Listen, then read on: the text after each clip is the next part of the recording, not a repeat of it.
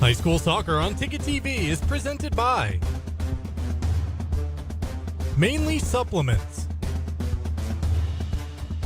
Greenway Equipment Sales, and Quirk Auto Group. High school sports on Ticket TV is also brought to you by First National Bank, Coastal Auto Parts,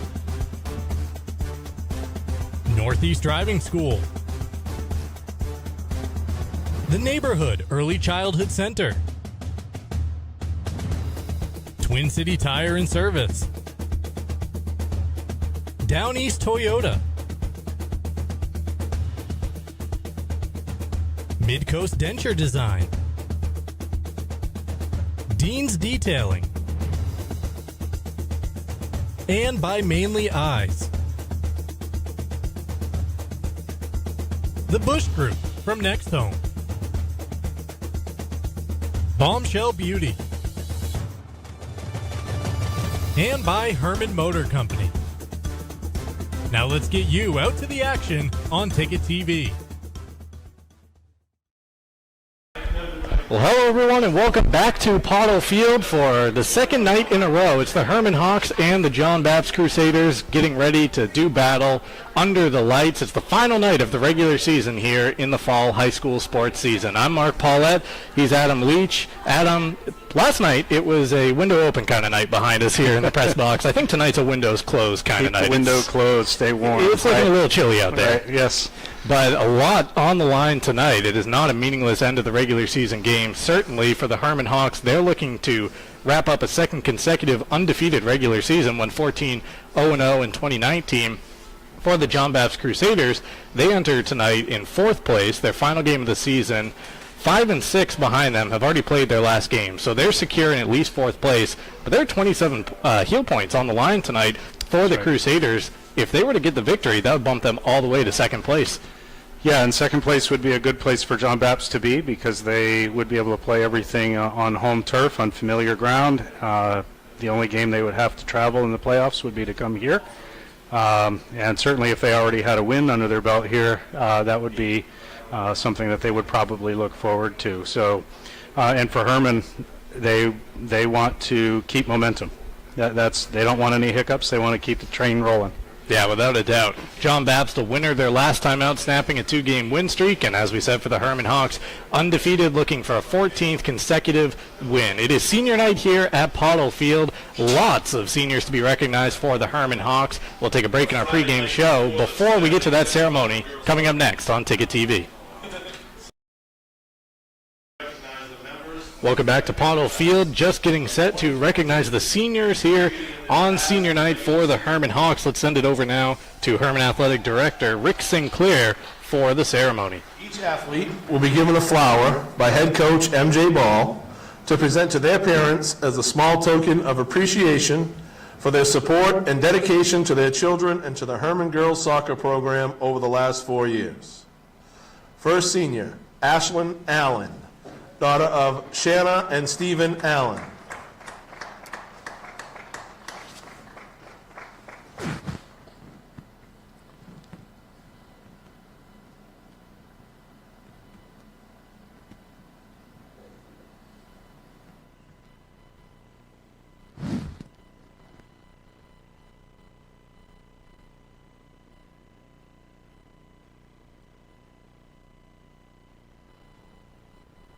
Charlotte Karen, daughter of Kathy and Dan Karen.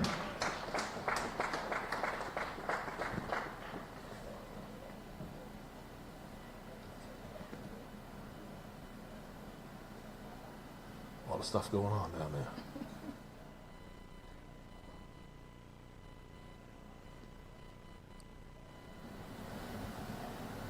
Sydney Gallup, daughter of Holly and Wade Gallup.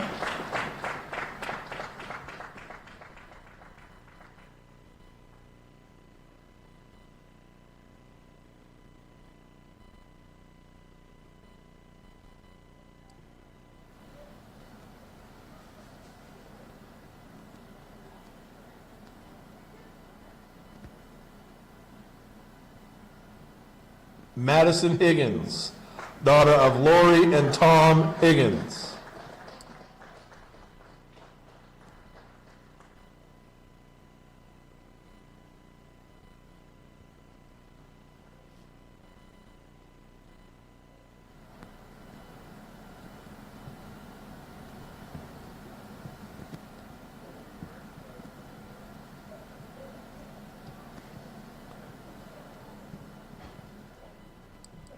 Abigail Hinchcliffe, daughter of Rebecca and Thomas Hinchcliffe.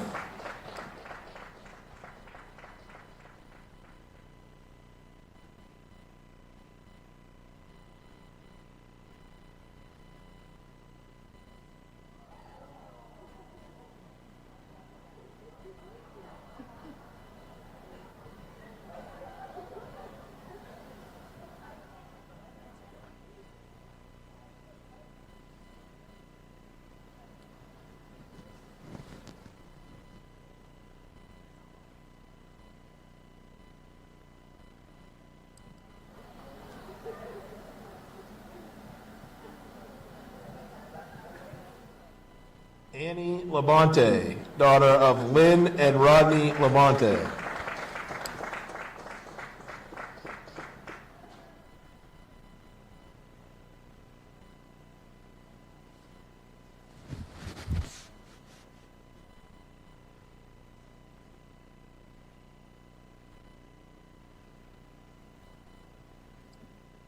Cameron Morin, daughter of Shelley and Darren Morin.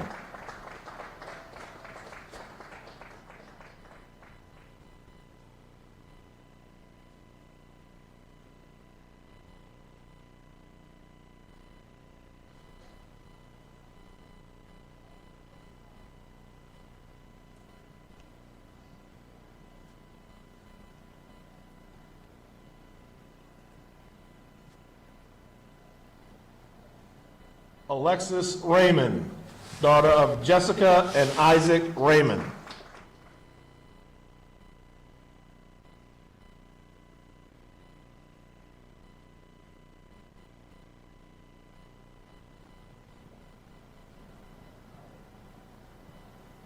Emily Treat, daughter of Catherine and Michael Treat.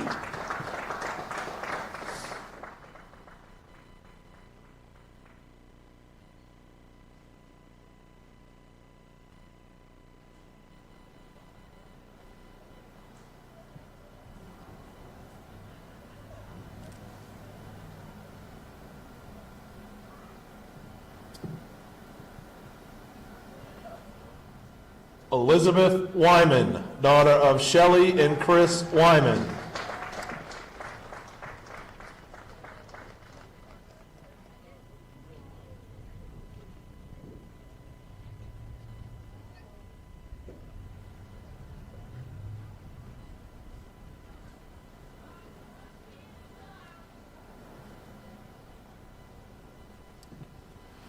Seniors, we thank you for your tremendous performance both on and off the field.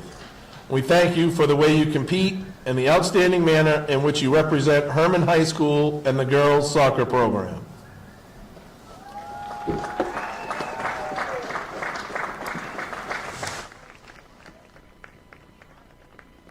Well, there's a look at the 10 seniors being recognized tonight for the Hermon Hawks. Once again, quickly, Annie Labonte, Alexis Raymond, Maddie Higgins, Sydney Gallup, Cameron Morin, Abigail Hinchcliffe, Emily Treat, Elizabeth Wyman, Charlotte Karen, Ashlyn Allen.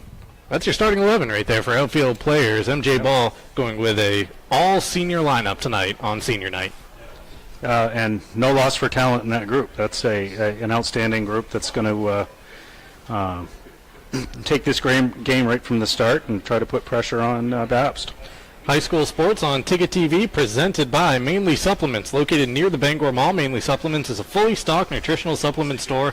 Their dedicated team members look forward to helping you reach your health and fitness goals.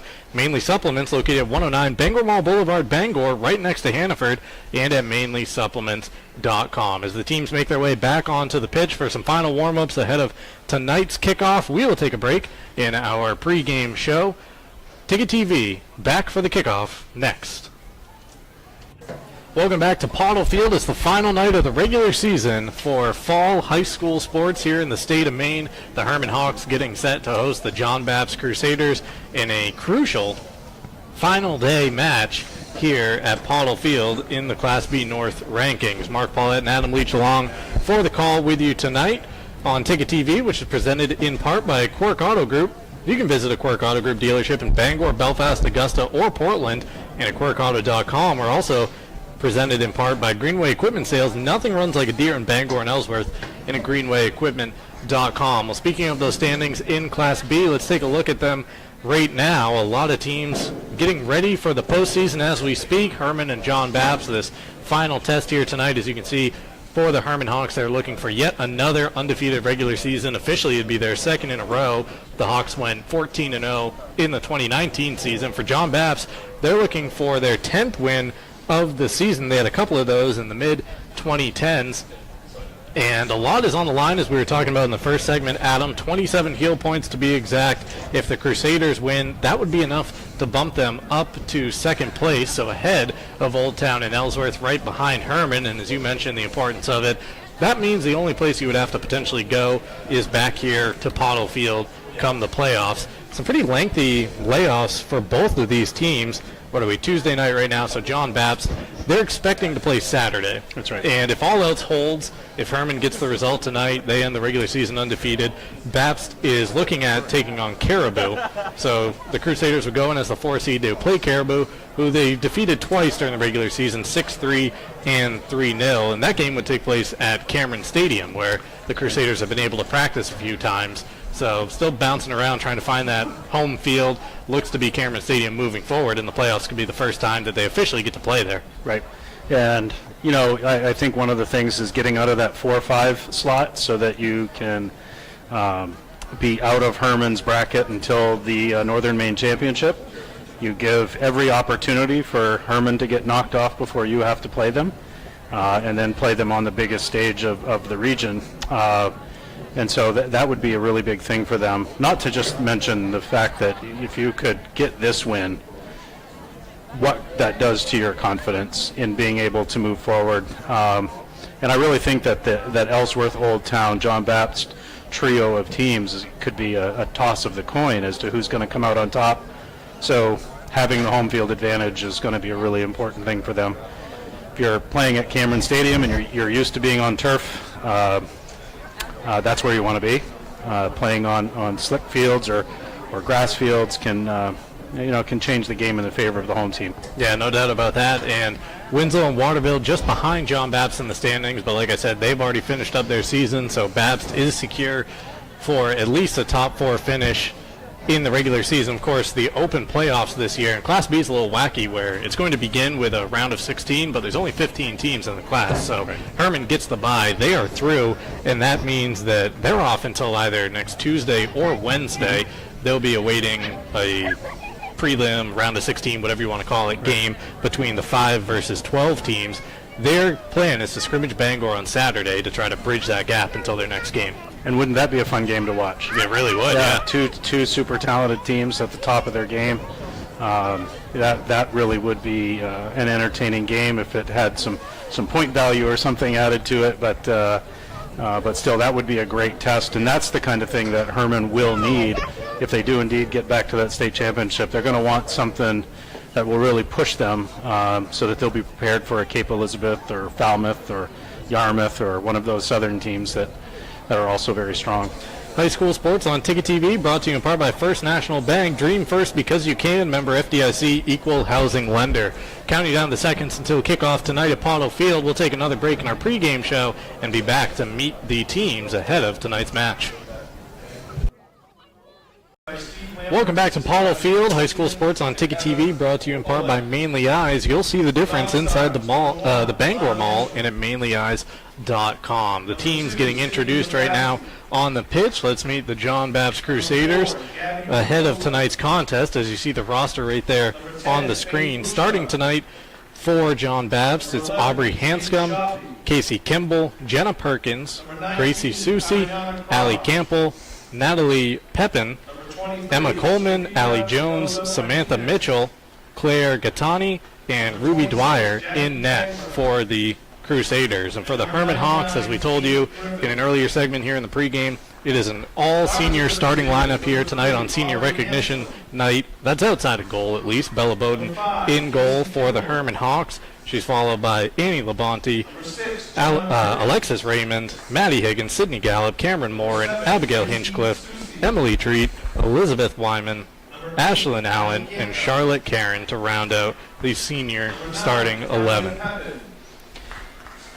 Once again, the team's just getting introduced here on the field. Kickoff moments away on Ticket TV, which is brought to you in part by Twin City Tire at 609 Wilson Street in Brewer, and at Twin City Tire, ME.com for all your snow tire and car care needs. Let's take one final break here in the pregame. Get ready for kickoff. It's coming up next on Ticket TV. Welcome back to Ticket TV, high school sports on Ticket TV, brought to you in part by Coastal Auto Parts, owners of your locally owned Napa Auto Parts stores. Some final members of the Hermon Hawks getting introduced here tonight ahead of kickoff just around the corner from Pottle Field. Kickoff just slightly delayed once again because it's senior recognition night at Hermon. 10 seniors, so there's a lot to get through in that pregame ceremony, wasn't there, Adam? That's right. I love MJ's pregame high fives as the girls come out. Something unique for each kid. Getting them fired up, getting them ready to go. See the players shedding some blankets over there on the bench.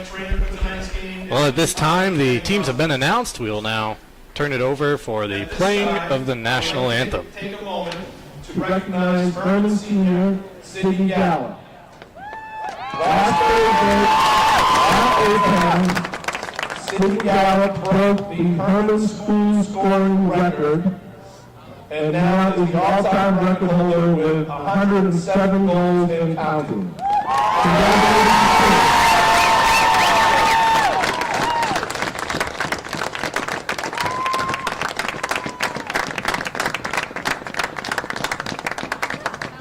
At this time, we ask that you please rise and remove your hats as we honor America with the playing of our national anthem.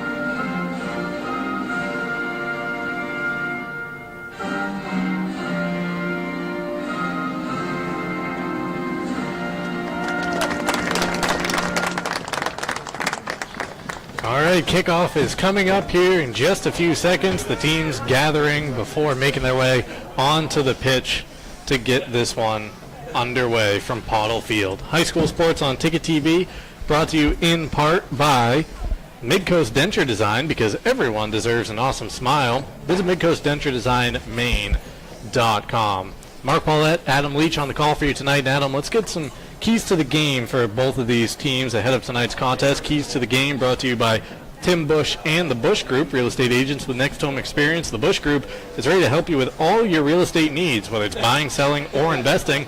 The Bush Group is here to make all your real estate goals happen. They're also proud supporters of all local high school sports and would like to wish all the student athletes a successful fall season. Keys to the game, if it is John Bapst, score 4 goals. That seems to be working out for you.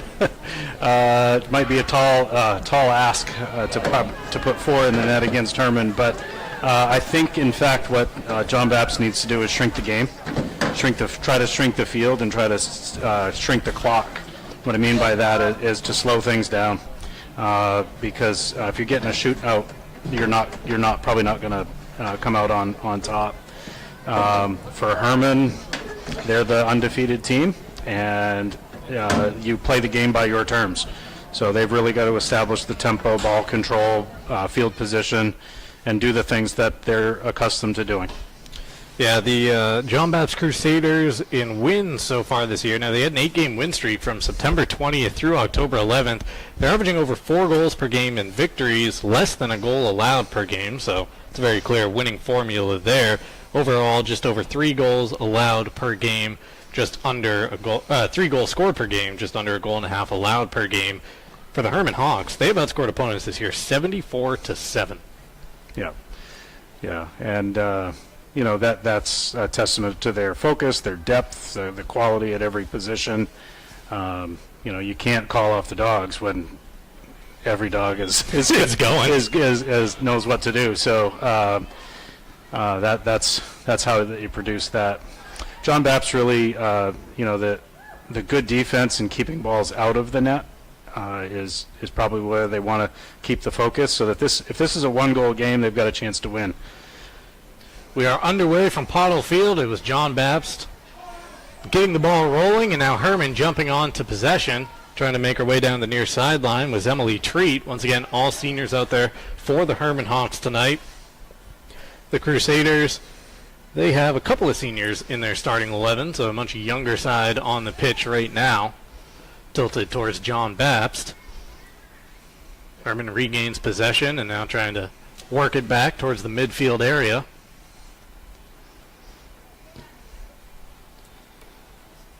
Cameron Morin trying to find a passing lane, was blocked that time. Played down the near sideline into the corner. Treat giving chase. Treat being shielded off by a Bapst defender, and it goes out of play, last touched by Hermon. Throw in for the Crusaders, kind of loses its steam. Hermon's able to jump on it and regain possession. That's a great ball. Couple of Hawks trying to make a run after it. Looks like deflection went out of play, last touch by the Hawks, and it'll be a goal kick for the John Bapst Crusaders. Ruby Dwyer in net tonight for John Bapst. I got it from a soccer source with high knowledge that she is one of the best in the area. Bapst has a good history of goalkeepers. Abby Pine, one of the best I've ever seen, played at John Bapst. Bapst is trying to work the ball out from that corner. Once again, it's Treat trying to whip in across. Doesn't get past the first deflection. She brings it in with the left foot this time. Bapst's initial clearance, just playing it down to a teammate. Now they kick it deep to try to find a moment's relief. It's Casey Kimball briefly on the ball for Bapst. Now jumping onto it, Allie Jones.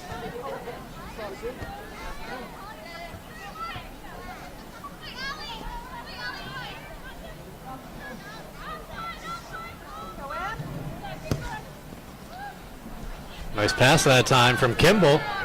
Send a teammate chasing after it. Although wise to the attacking move is Maddie Higgins at the back for Hermon. Higgins just relentless pressuring that ball. She is a tenacious defender. Very, very strong player. Out of bounds. Throw goes to Hermon.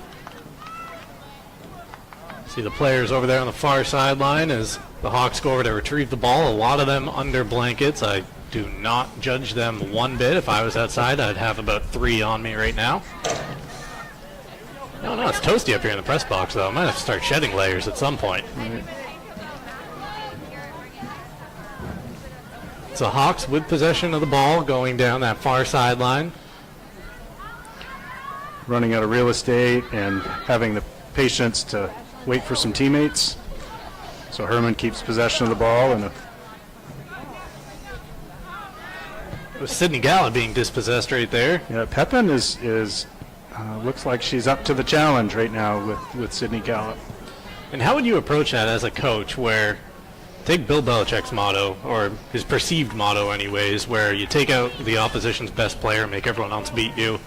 If you're going up against Hermon, that's obviously Sydney Gallup with all 107 goals that she has scored so far in her high school career. But like you said there at the start of the game, that leaves 10 other very, very capable players on the pitch around you. Yeah, like this run right here. So, it's hard to commit extra players to a single opponent on the field because that leaves gaps in other places. Hermon is balanced, and if you create holes and gaps in your own defense, you're going to give them a hole or an opening for another spot. And as we saw over to Old Town last week, that is something that they do very, very well. Old Town gave Allie Cameron and Michaela Salter a lot of room in the midfield to concentrate a lot on Gallup, and they adjusted and made it work for them. First corner did not make it through. The second cross that time, a bit more challenging for the Bapst defense. They clear it behind for another corner to Hermon.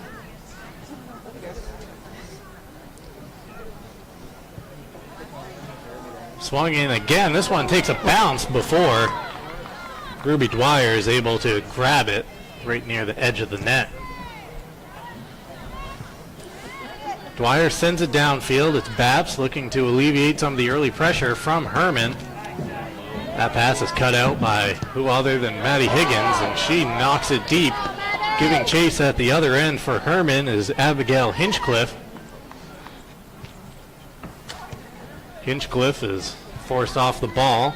Bapst now trying to find the right-angled passes to work it out of their end. Doing a good job of it so far. They get it across midfield. Here comes some Crusaders on the attack. Higgins, though, is able to control the ball for just long enough to halt that move for the Crusaders, but it's back on.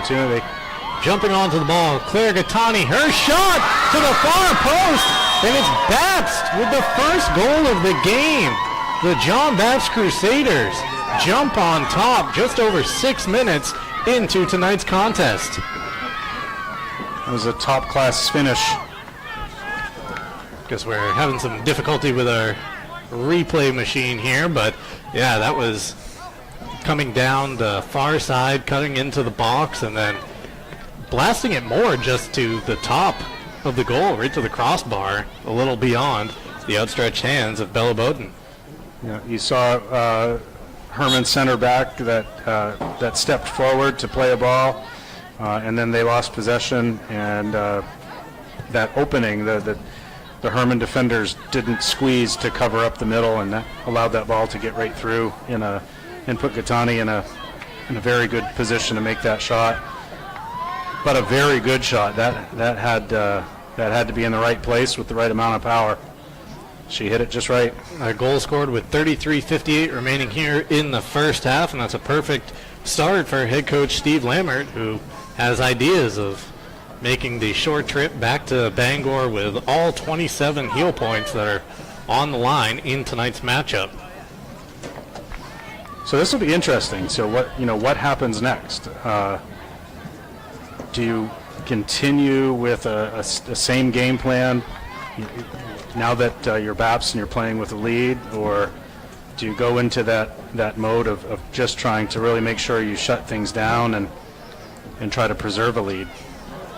Here's another run as we have a foot race to the ball. The Crusader looks like just got there ahead of the Hermon Hawk defender, and then comes across a wide open goal face, but John Bapst did not have any players in the area. Cross back into the box, briefly cleared out, backing up and now trying a right-footed shot. Looked like Samantha Mitchell. Not too much power on the shot, and in the end, Bowden is able to grab it off a couple of hops. Now, Hermon has been in this position once before this season.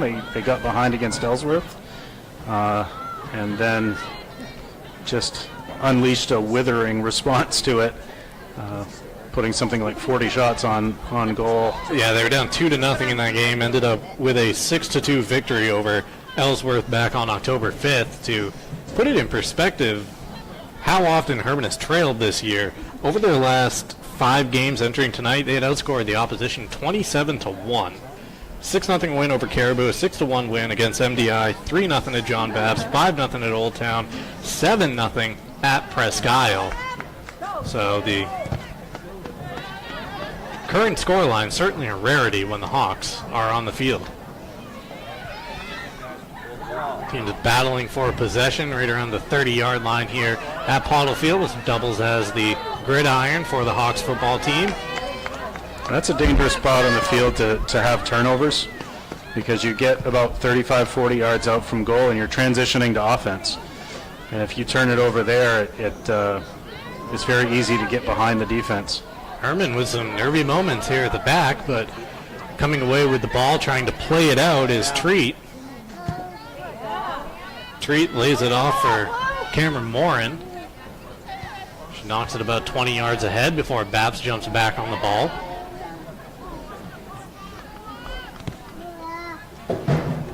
Morin's clearance. Last touch off a Crusader. It'll be a Hermon throw. So this is the 4th game we've seen Hermon, and this is the first time I've seen them going against a 5-person midfield.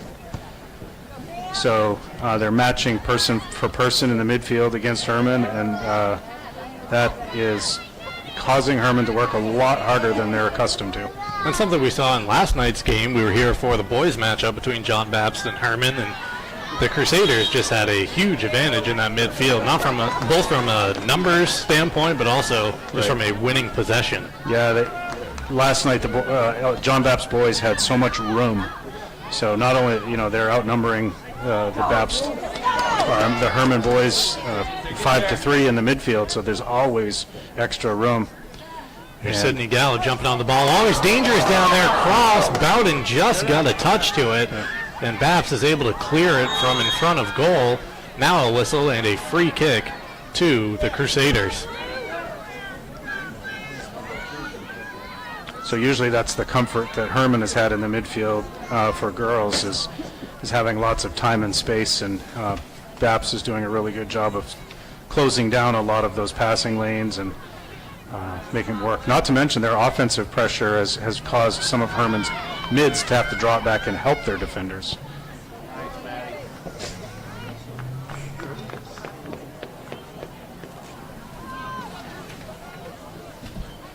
Bapst with possession along that far sideline. The Hawks trying to win it back once again. Tenacious in their efforts, and now trying to spring an attack. Played forward just out of the reach of Gallup. So the Crusaders back on the ball. They've had a lot of the ball at this end of the field in the early going. Nice combination. Now just one touch passing right now from John Bapst. Way to go, Noelle!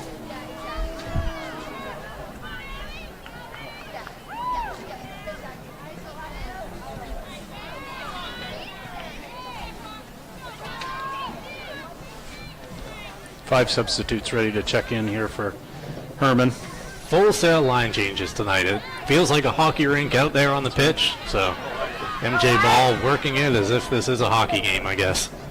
Once again, it was the Hawks going with an all-senior starting lineup tonight as Bapst giving chase. The offside flag stays down. Loose ball in the box after the initial touch. And now a couple players coming together. And a free kick goes in favor of Hermon. It's the right call on the keeping the offsides flag down. Hermon did have a player offsides initially, but she was not the player that played the ball. And once that Hermon player went and got the ball, everybody was onside. So it's Elizabeth Wyman trying to keep it in play, unable to do so. And here come the wholesale changes for the Hawks. 5 new players making their way onto the field. That means 5 seniors exiting here tonight.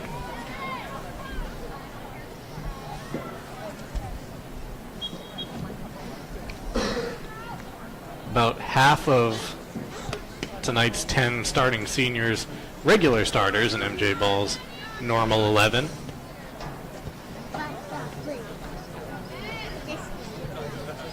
This is Michaela Salter, a junior, on the ball for Hermon. Kayla, normally a starter out there for the Hawks. Here's a ball played forward, but the flag is up this time as just a little too quick on the run was the Crusader right there, waiting to get a look at just who that was, but you could see that the referee was in perfect position to make the call along the far sideline in front of Hermon's bench. That's right. That's going to be concerning for Hermon. That's 3 times that they've had those through balls for Bapst that they've broken down that defensive line. And here's one played the other end. Hermon giving chase. It was just beyond Lindsey Reed. Now it's brought back in. Bapst looking for the clearance. They're able to do so before Gallup can get a touch. Wyman coming over to try to keep it at that end. Stands up the defender. Allie Cameron with a touch, and now a Hawk is spilled in the middle of the pitch. It'll be a free kick, a dangerous area for the Hawks. I think that was Allie Cameron. Is that Allie winning the free kick? Yes. So actually, that might have been Sydney Gallup, it looks like. There's the attempt on target from long range. Maddie Higgins with a great shot there. Ruby Dwyer calmly grabbing it out of the air.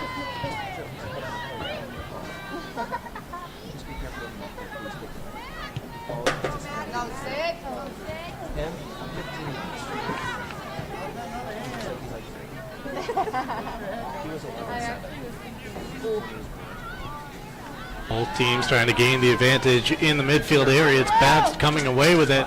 Only a few players down at that end with about 6 Hawks around them, but they still cross the ball in. A touch goes behind the net. It will be a corner for the John Bapst Crusaders, their first. Bapst is shadowing Gallup now. They've got a 4th player back there to help stay near her. Probably to deny possession a little bit. Cross comes into a dangerous area. Hermon's able to play it down. Bapst briefly winning the ball back and keeping it down at this end for a few seconds longer.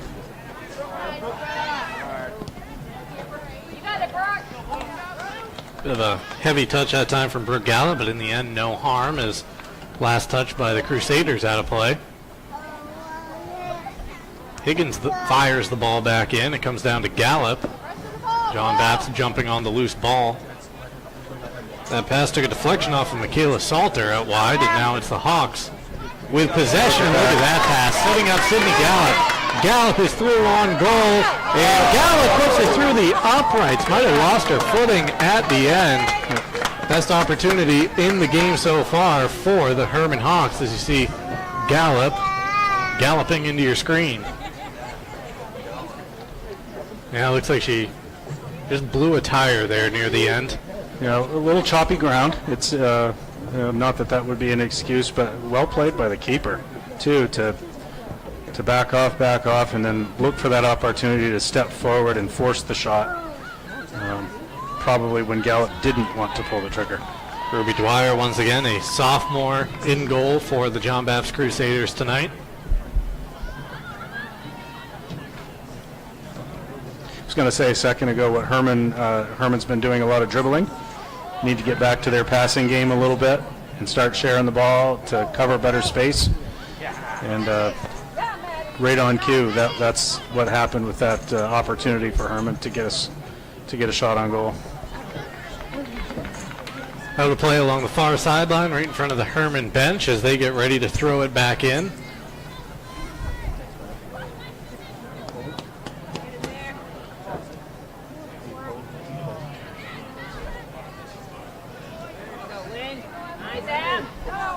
Hermon jumping back onto the ball.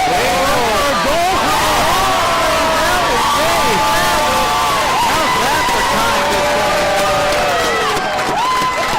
Look at this replay. Teeing it up from the 27-yard line. Putting it right over the top. I think that is some good scouting because she didn't even look up. She got that ball in that position, and it was pulled the trigger, knowing that goalie was going to be playing aggressively out of her goal mouth. Emily Treat with the long-range goal right there for the Hermon Hawks. to bring them into a 1-1 tie.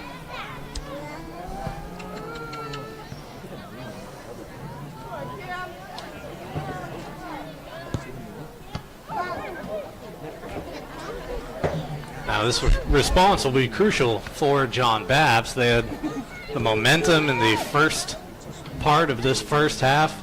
They controlled possession down at that end of the field, got the early goal, were playing from ahead. And now that Hermon Hawk attack has come to life a bit over the last few minutes.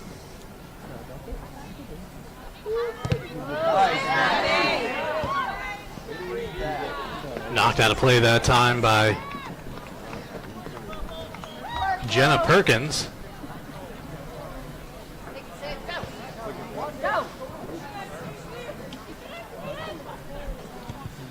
Sprinting onto the ball, Natalia Pepin. She knocks it along, and Cameron Morin sends it back towards the midfield. Salter with a touch. Wyman with a touch. Here come Bapst the other way. It's another attempt to get that ball behind that line. Yeah, Bapst isn't attacking with a lot of numbers here in the early going, but they haven't had many bad-looking moves. No, it's just a good, 1-2, little triangles to try to get through the midfield, and then looking to spring a striker in behind the line. Like I said, they've gotten 3 balls behind the line, and they have a goal. Here's Cody Show for it. Popping it ahead, and that one just too far for Gallup. Into the waiting arms of Dwyer. Dwyer thumps it downfield. Wyman plays it off her thigh. Giving chase for Hermon is Morin. Morin plays it up to Brooke Gallup. Now it's Allison Cameron going back to Wyman. Wyman finds Salter in a lot of space. Hermon nearly through again. Lindsay Reed taken out before she could get any further. The ball goes out of play, and we should have a third corner upcoming for the Hawks. It's the first time we've really seen Bapst be a little confused and in panic just a little bit. We'll see if that makes him pay. Just beyond the halfway point here, as you can see the scoreboard in the background at Palo Field, 1-1 is our score line. Swung in low by Hermon. Gallup couldn't get there. Salter can't before Bapst is able to clear it out of the box.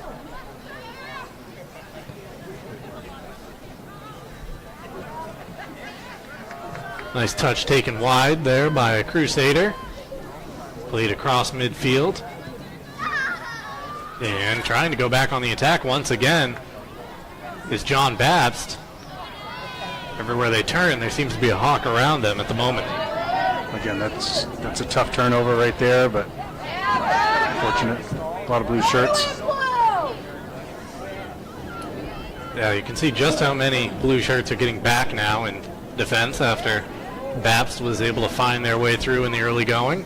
Here's a ball played ahead, giving chase is Reed.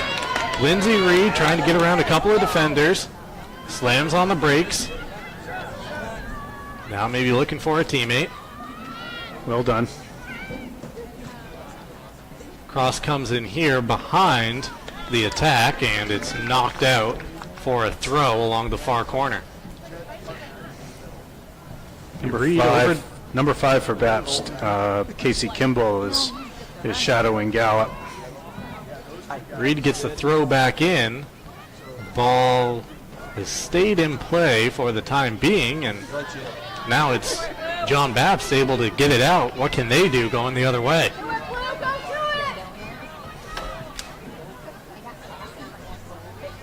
Coming back towards the center of the pitch. Maddie Higgins almost off and running with the steal. Crusaders send it in deep with Bella Bowden coming out of her net to corral the loose ball.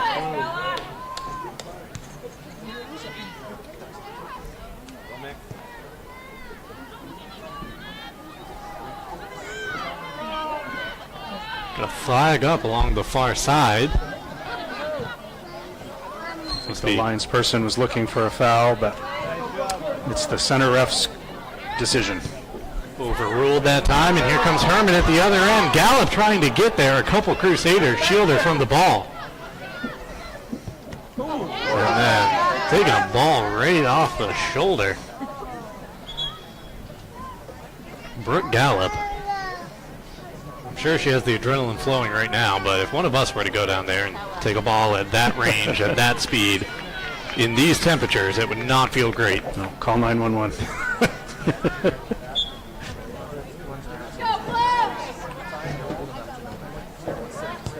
Gallup right there to intercept the throw in.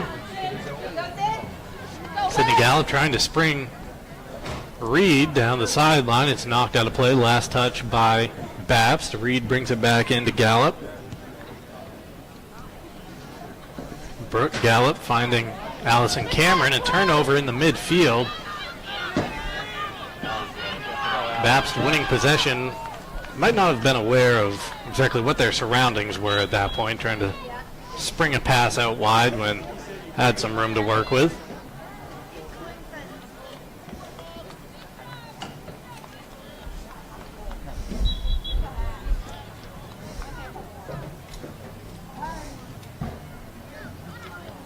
Hermon bringing it back in play. Gallup thumps it off the side of her head. Coming on, Brooke, coming on. Brooke Gallup, the first to get to the loose ball. She tries to knock it around the Crusader right there. Allie Jones.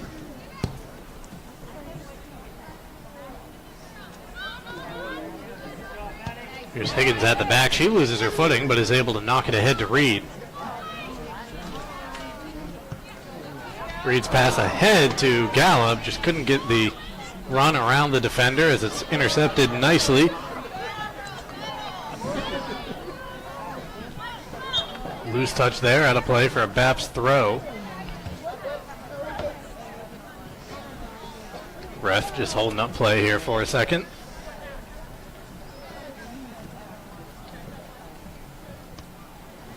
Jones' throw goes off the head of Gallup. Aubrey Hanscom was the intended target for John Bapst before the ball rolls out of play for another Hermon throw, brought in deep that time up the sideline. Yeah, Hanscom, Gattani, Mitchell, the three main attackers for John Bapst are very formidable, and Hermon is being very, very careful with them right now, so they're committing a lot of blue shirts back. Perkins knocking it along the sideline for John Bapst. Here's Hermon jumping on to a loose ball. Maddie Higgins had one thing on her mind, and that was sending Sydney Gallup the other way. Once again, though, Bapst is wise to the counter. And outstanding defense by Kimball. Yeah, had Kimball there every step of the way.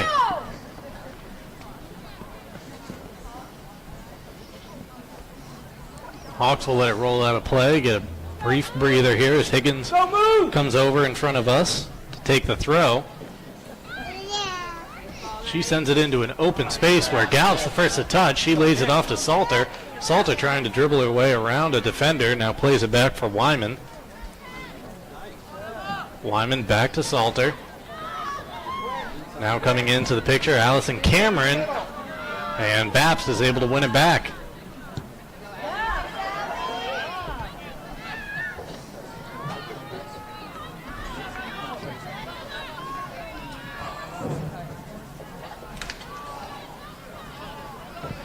Crusaders just trying to drop the ball into some space. Once again, Hermon doing a nice job of getting back and stopping any potential attacking lanes. That ball did not go out of play, or did it? Now the ref says it did cross over the blue line here on the field.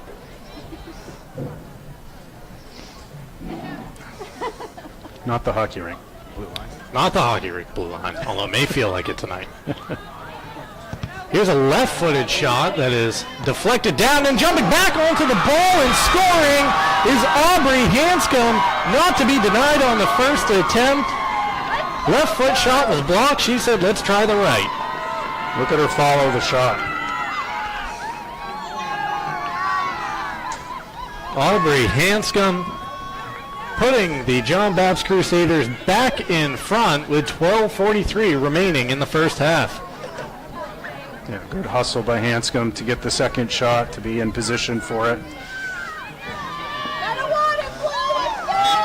John Bapst has come here with confidence tonight that they can hang with these Hermon Hawks. Once again, Hermon in their last 5 contests had outscored the opponents 27-1 this year. They're outscoring opponents 74-7.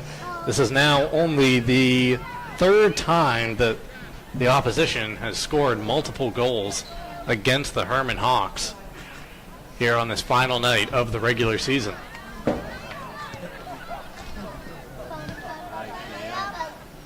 It's Hermon looking for an equalizer for the 2nd time tonight. Here's another attempt from range, and Ruby Dwyer not troubled with that one as she sees it past the far post. There's definitely some scouting information that's going into that strategy. That time you saw Allie Cameron get that ball, a good solid 30 yards from goal, but looking up to take the shot. Took a look and see where the goalkeeper is in position. You're in the friend zone. A very athletic goalkeeper in Dwyer, and she's very active and moving throughout the box. So, just like with Treat's goal, you saw another attempt at that right there with Cameron. Bapst with the throw from in front of their own bench. Knocked along, and it's Hermon playing it down. Trying to switch the play and bring it near side to Brooke Gallup. Surrounded by a triangle of Bapst players right now. It's the Crusaders able to come away with possession, but only for the time being.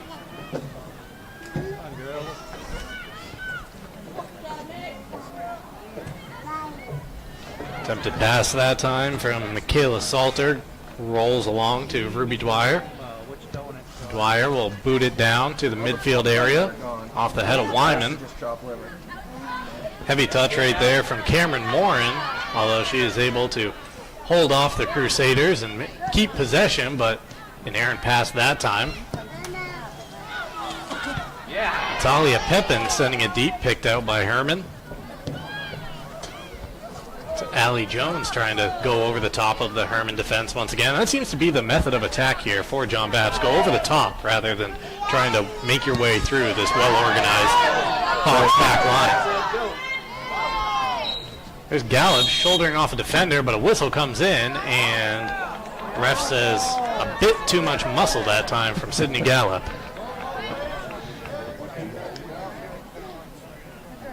I guess she's just too powerful in the midfield. They can't even figure it out. That's kind of the problem with trying to defend Sydney Gallup, though, right? The players that are as quick as her are smaller than her. The players that are her size are slower than she is. That's right. It takes a special talent to try to mark her on the pitch. Yep. Knocked ahead once again for Gallup. This time again, trying to shoulder off a couple of defenders. She takes it out wide, gets bumped into. No call that time. The Hermon faithful are wondering where the whistle's at as the ball makes its way out of play.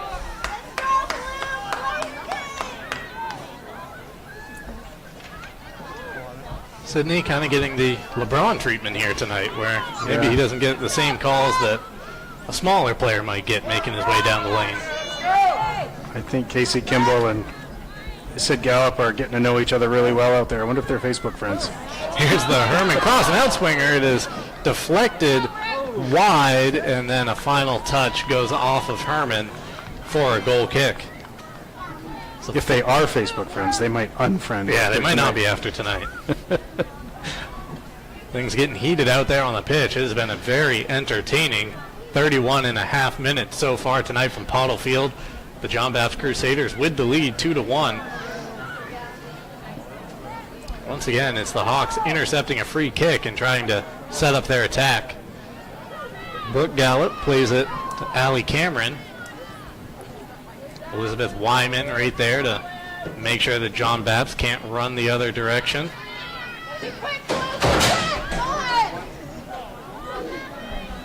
Our director having a mild spasm in the booth and just sending equipment flying as Hermon chases down a loose ball.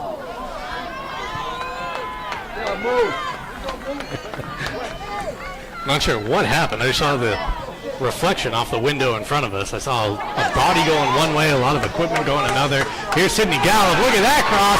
Oh, but the shot in the end from Lindsay Reed goes right at Ruby Dwyer. Dwyer was kind of rooted to the spot that time, just so happened to be in the right position to make the save. Yeah, but good positioning by the goalkeeper. She's 4 yards off her line, and that takes a little bit of the goal away from the shot by Reed. If she steps back 1 or 2 yards closer to the net, that might get by her. The physical play continues. In case you were wondering who won the free kick, just take a listen to the crowd here at Pottlefield.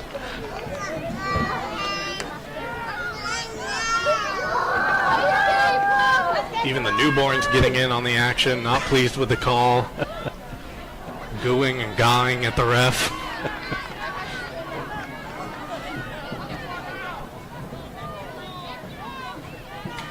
They ingrain them from a young age here in Hermon to get involved with the soccer program.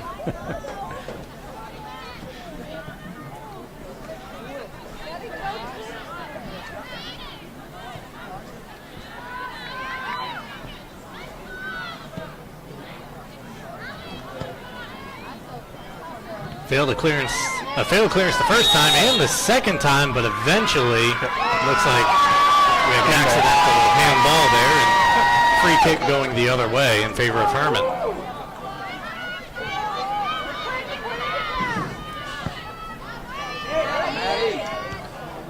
Maddie Higgins sends it over her teammates. John Bapst the first to touch.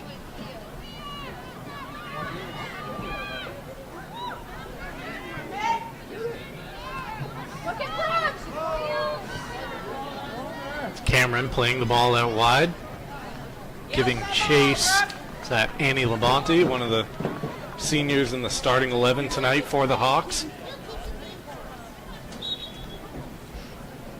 Jalen Hills, I believe. Was it? Well, that's where the reflections start to come into play, I guess. We are nice and cozy here in the press box at Pottlefield tonight. Yep.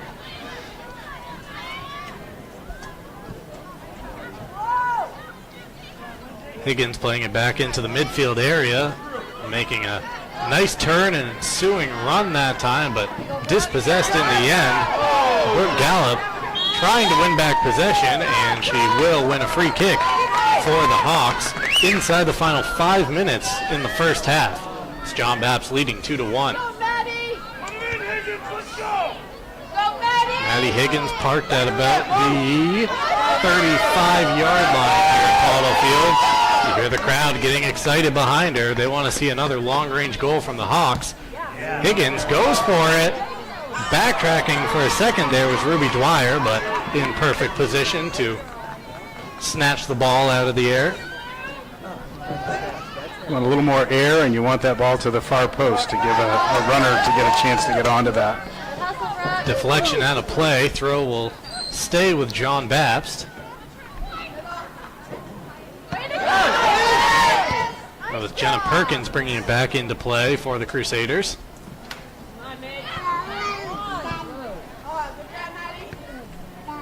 Touch that time from Allie Jones.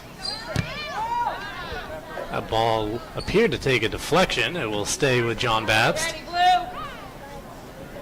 Jones sends it down into the corner. Giving chase is Claire Gattani, one of the goal scorers, I should say, for the Crusaders. Ball knocked out of play. It'll be a second Bapst corner. Looks like Gattani down there to bring it in for John Bapst.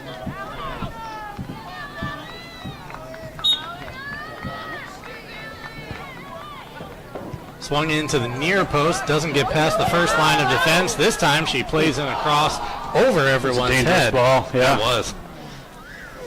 Had some pace behind it. It was right in front of goal, but unable to pick out a teammate. rolls out of play at the other end for a Hermon throw in front of the corner flag. I was watching that combination of Samantha Mitchell going against Elizabeth Wyman in front of the net there. That I would have liked to have seen that ball served into them. Two tall and talented players.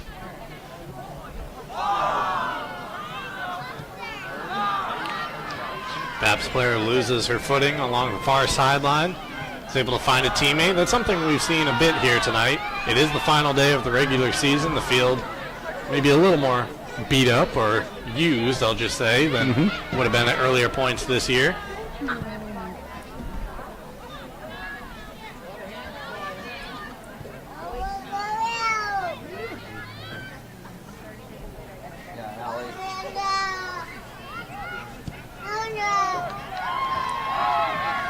Big deflection that time. It will result in another corner.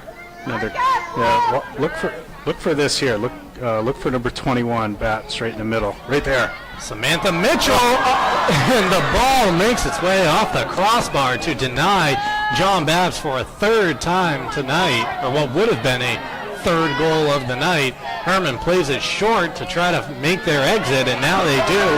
Hawks look to break. Off and running is Allie Cameron. Cameron goes out wide. It's Lindsay Reed giving chase, as you see the blue shirts making their way down the pitch. 90 seconds remaining here in the first half. Reed, nice crossover, plays it back onto her left foot, but in the end will roll harmlessly to Dwyer. Got a Crusader remaining on the pitch, and now an injury timeout in the far corner right underneath the scoreboard at Pottle Field. While we have a moment, we'll take a break here in the action, come back for the final 76 seconds. That's next on Ticket TV.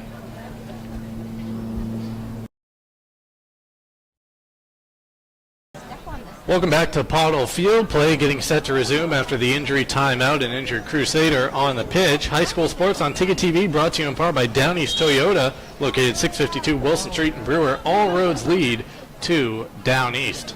Dwyer brings the ball back into play, approaching the final 60 seconds here of what has been a very entertaining first half between the John Bapst Crusaders and the Hermon Hawks. A tightly fought contest to this point. Scoreline shows that. It's Bapst in front 2-1 and is trying to find an attacker is Claire Gattani. She owns one of the goals for the Crusaders. Hawks are there to pick it out. And look at that pass. She's got a couple of teammates going in the opposite direction. Bapst just able to get a crucial touch and deny Sydney Gallup from running on to the ball before Dwyer can get there. Again, Casey Kimball got that ball. Gallup almost had her shoulder around her to get that touch on the ball, and probably looking to lead Reed into that run.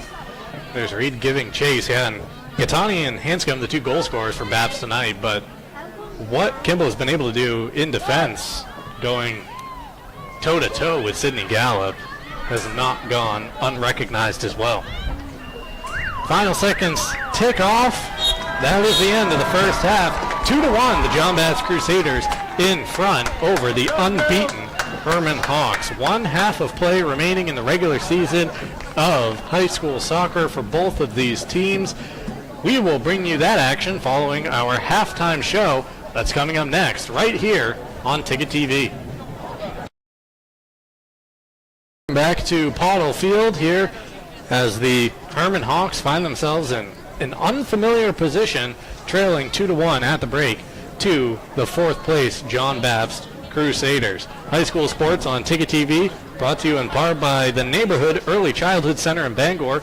It's for kids ages 6 weeks to 5 years old, and it's where children of all backgrounds and abilities can learn, explore, socialize, and play. That's the Neighborhood Early Childhood Center. We are also presented in part by Bombshell Beauty, Brewer's full-service hair salon and spa, conveniently located in the Hannaford Plaza. Come check them out at their new location, just 3 doors down from their old location. Let's take a look at the goals in the first half. 3 of them, it's John Bapst with the advantage, 2-1. Now, the first goal of the game was scored, a very nice effort by Gattani. Looking at the wrong roster right now as I try track her down. Claire Gattani, the scorer of the first goal, and then that was the equalizing effort for the Hermon Hawks. Can we just see that one more time? Look at this. Well, it's an attempt, but it's also a goal from Emily Treat from about 6 yards out. At least, and Emily Treat had one intention there, so that has to be experience playing head-to-head, a little bit of a scouting report, knowing that goalie is active and mobile, and probably comes out to take a little bit of action away in the zone, and just sneak one by her. Yeah, and that was actually, now that I think about it, well over 30 yards, because the goal here at Pottle Field kind of tucked into the back of the end zone. That's right.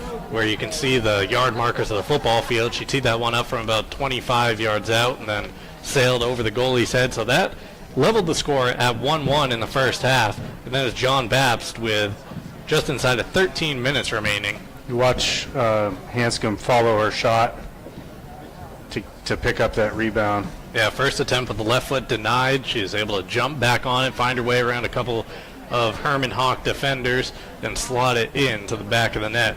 A second goal and the lead for John Bapst at the break. High school sports on Ticket TV, presented in part by Hermon Motor Companies. They bring you the halftime highlights from pre-owned cars, trucks, and SUVs to their service department. Hermon Motor Company does it all. Hermon Motor Company now features Currahee trailers. Hermon Motor Company is something for everyone, located at 2512 US Route 2 in Hermon and at HermonMotors.com. Well, Adam, we were talking during the break about just how entertaining this first half has been. Right. Give me a couple of thoughts on the first 40 minutes of action. Yeah, well, first thing that I noticed is that Bapst is doing a fantastic job right in that midfield, and is really player versus player against Hermon, and they're winning a lot of those challenges. That's the first thing. The second thing is my player of the match so far is definitely Casey Kimball. She's the shadow that's following Sydney Gallup and is playing it to perfection right now. Yeah, it's not the glamorous job, but she is doing it to a T. Right, and and the thing is that Bapst is not only really shutting her down, but the other players are doing their jobs. One thing that Hermon has to correct is that Bapst has had 3 balls through the defense that gave them good scoring chances. One was offsides just by a step. One was the first goal, and another one was a really good chance on goal. But Hermon is not playing poorly. No, they are not. These are 2 very good teams that are really duking it out. But it looks like a game where both teams are familiar with each other, and so that tends to level the playing field a little bit as you go through the season. Yeah, these teams played a week ago. John Bapst, the home team in that contest. It was Hermon coming away with a 3-0 victory. Once again, over the last 5 games, the Hawks have outscored their opponents 27-1, down 2-1 here at the break tonight. High school sports on Ticket TV is presented by Mainly Supplements, located near the Bangor Mall. Mainly Supplements is a fully stocked nutritional supplement store.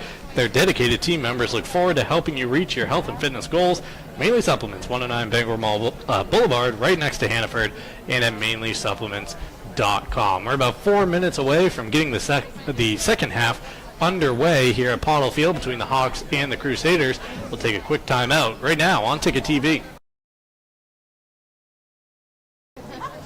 Welcome back to Pottle Field. High school sports on Ticket TV is brought to you by Dean's Detailing. They have been Maine's auto detailing leader for 50 years, actually over 50 years. Renew your vehicle's appearance, protect your auto investment, enjoy the ride.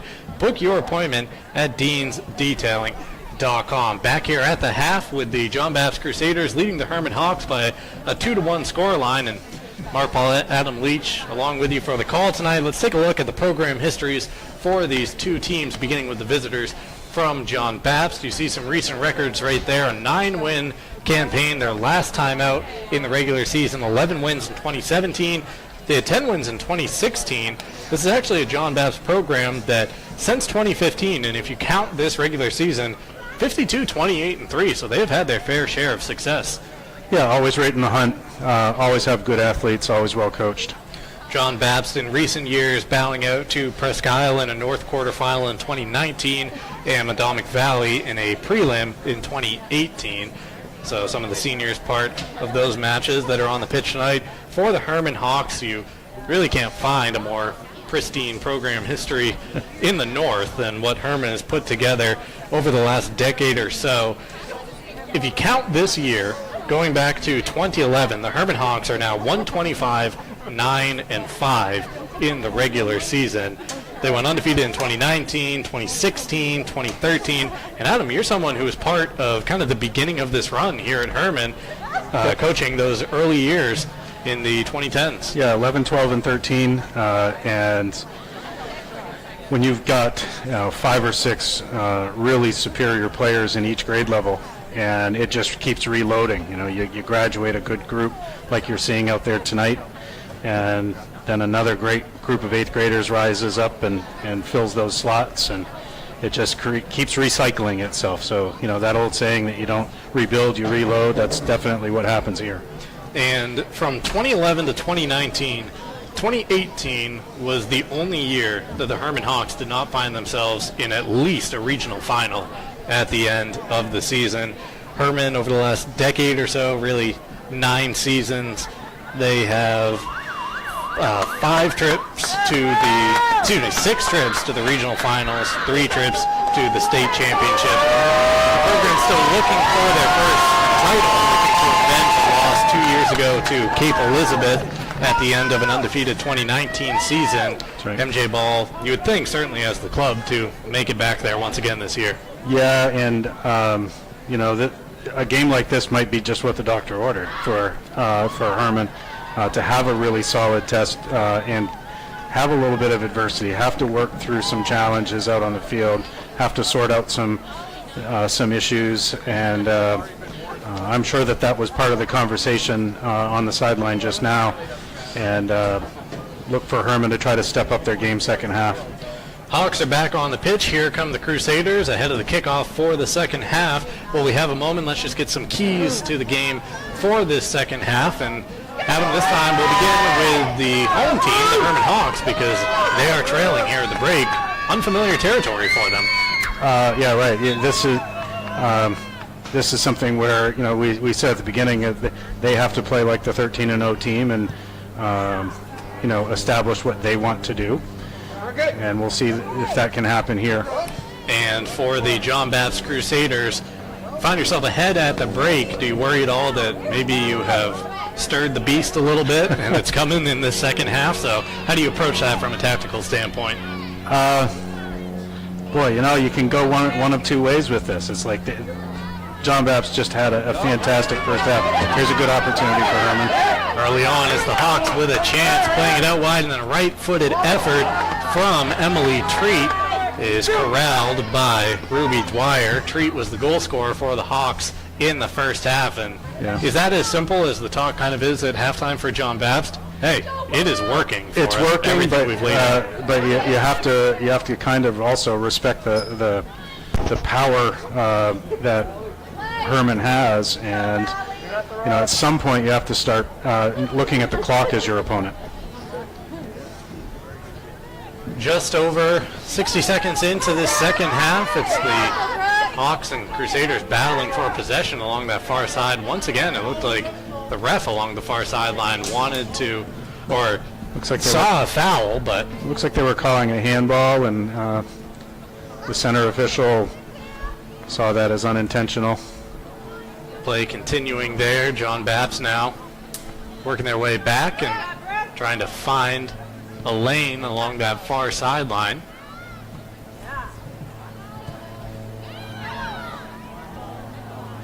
Played into the box, but no trouble for Bella Bowden and company. Go Blue! Go Hawks! Go do it, Blue! Bowden, a sophomore for the Hawks. She was the only non-senior in tonight's starting 11, as MJ Ball started all 10 outfield seniors that he has in his squad. Coming hard! That's Treat playing it back. Go, Lindsay, go, Lindsay! Up ahead now to Lindsay Reed. She shoulders off a defender, trying to make that run. Now crossing over Emma Coleman. In the end, Bapst able to win away possession. Coleman knocking it ahead to a teammate, but Treat right there to get back on the ball for Hermon. Come on, Blue. Officials really letting them play. It's a good physical playoff intensity. Really aggressive, really strong, but clean. But again, a couple of opportunities for foul calls there, but letting them go. And from your experience, is this game maybe being reffed a little more like what you would see out of a playoff game? It's kind of the case regardless of sport, right? That when playoff time comes, the refs allow the players a little more leeway out there, whether it's on the pitch, the court, whatever it may be. Yeah, I think it has more to do with the fact that these two teams are really playing a good, skilled game, and they're playing it strong and aggressive, but very clean. So a little bit of contact is not a bad thing. Claire Gattani with the long run for John Bapst, kind of losing her feet as well. That was a theme in the first half before delivering that cross.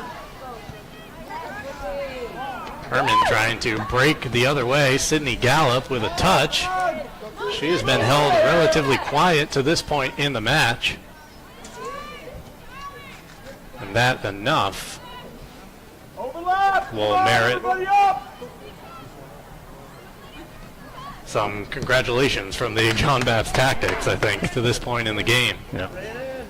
Ball making its way down to the corner and rolling out of play for a goal kick. But even that play down at the other end, Gattani is on the floor, probably a foul. But the Hermon player, Allie Coxon, good sportsmanship.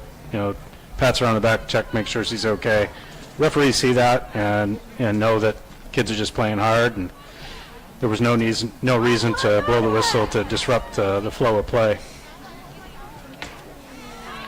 Here's the Crusaders looking for an advantage down the far sideline, trying to spin the ball back. Hermon wins it away. There is a nice interception. Gallup just has the ball knocked away as she entered the box, now trying to hold off a couple of John Bapst Crusaders. Unable to do so in the end. Gallup needed a teammate on the outside to drop down behind her to give her some help. There's Wyman. Wyman's pass rolls through to Ruby Dwyer. Dwyer, also a sophomore, in net for the Crusaders. Like Bowden at the other end with the Hawks. Bowden, excuse me.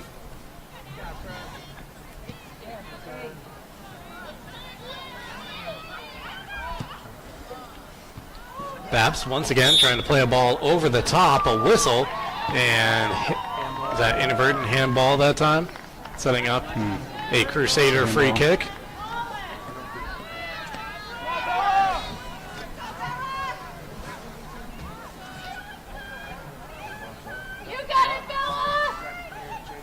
Here's an attempt from range. We've seen a couple of those tonight. So about lines to it. In net for the Hawks. Come on, Blue! Thumped along by Lindsay Reed, and here's Gallup able for a second. It looked like she was going to have the opportunity to turn and continue her run, but as has been the case all night, when she picks up her head, there's a couple Crusaders right in front of her. Come on, Blue! Let's go! A whistle and a substitution taking place right now for John Bapst.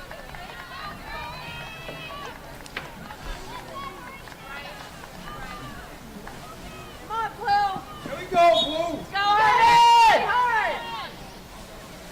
Big D, Blue!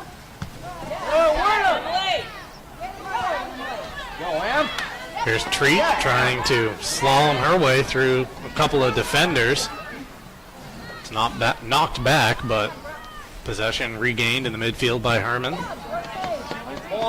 There's a looping ball ahead, just out of the reach of Lindsay Reed. Dwyer sends it down the pitch. Wyman gets ahead to it.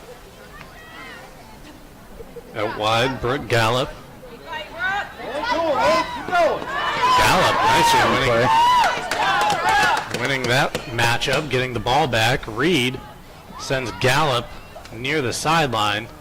Last touch by John Bapst. It will be a Hermon throw.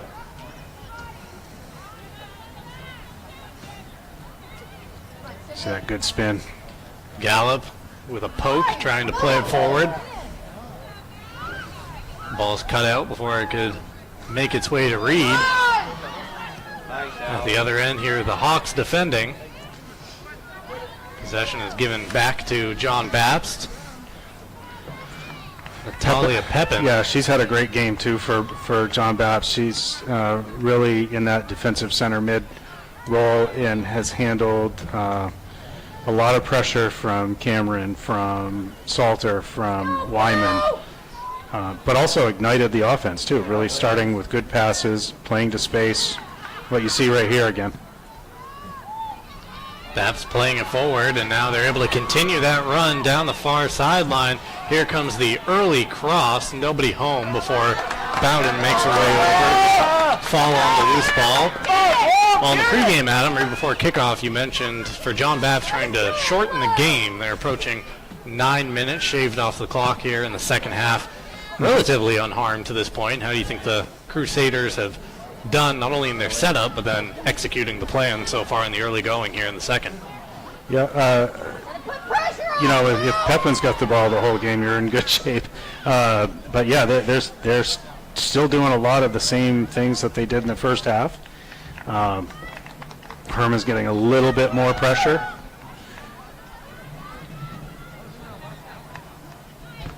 But they certainly haven't parked the bus. They haven't done anything to stall or slow things down. They're still playing confident on the front foot. Good attacking soccer. It's great for the paying customers. It was Allie Campbell with the ball that time, playing it in deep, and the deflection goes out behind. A goal kick to follow for the Hawks. Come on, Blue, first turn, let's go! Crowd trying to get Hermon fired up here on senior recognition night. All 10 seniors were in the starting lineup for the Hawks. Emily Treat, one of those seniors, the lone goal scorer to this point for Hermon.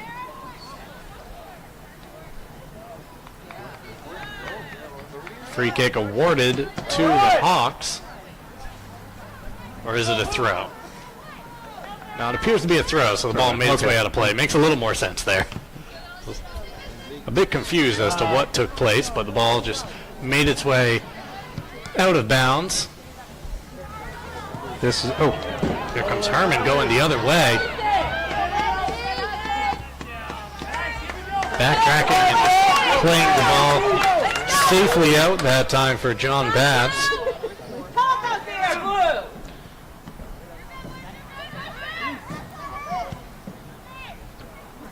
There's Wyman knocking it ahead. Don't give up on it, Blue. Bapst trying to get it out of the way of Sydney Gallup as Treat retreats to control possession. Wyman's pass just out of Treat's reach and out for a Bapst throw. See Hermon looking a little frustrated down at that end when they're able to have a run with the ball at their feet, but just not be able to make their way through, not getting the normal scoring chances that they're accustomed to, having scored 74 goals through their first 13 games. Anticipate, Blue. Here's Reed trying to muscle off a defender and make that turn. The cross is picked out and then fizzed out of play. It'll be another throw here for the Hawks. Someone needs a head on this. Come on! Or is it a corner? As everyone retreats, it appears looks like that would be a corner. to be the fifth corner of the game for the Hermon Hawks. So that ball cleared on the right side of that corner flag. Go, Blue. Good chance here for Hermon as they seek an equalizer. Swung in, it takes a deflection just in front of the near post and behind a goal kick. Well, that maybe full, maybe not full moon has reappeared tonight at Apollo Field over the goal that the Hawks are currently attacking. Speaking of which, I did my research. Did you? It is a waxing moon. And last night It is not a full moon. It's tomorrow night is the full moon. Okay. Did you say waxing last night? Did you get it correct? I did. I got it correct. I There you passed my grade 3 astronomy test. That's all that matters. Go, Lindsay. Hermon just trying to find that way through. John Bapst doing a nice job of closing off every angle. Now the Crusaders trying to get a run going. Here's Gattani. Gattani crosses up one Hawk. She sends Treat to the floor, continues her run, and wins a free kick in the end. Oh no, a throw in. Yep. A ball rolling out of play. It was screened from the action momentarily. John Bapst brings it back in. Come on, Blue. Put some pressure on. Nice job, Em. Knocked out of play. The Hawks defense cranking up the pressure to win back possession. Let's go, Blue. Nikki, Blue, let's go. Come on, you got this. Come on. Launched in. Gallup heads it along. Trying to knock it over the top was Lindsay Reed. Gallup giving chase. It's Reed winning the ball back and winning a free kick. There's some of the physicality on display that we've seen for the first 55 minutes or so of this contest. Higgins lining up the ball right at the 40-yard line at Pottle Field.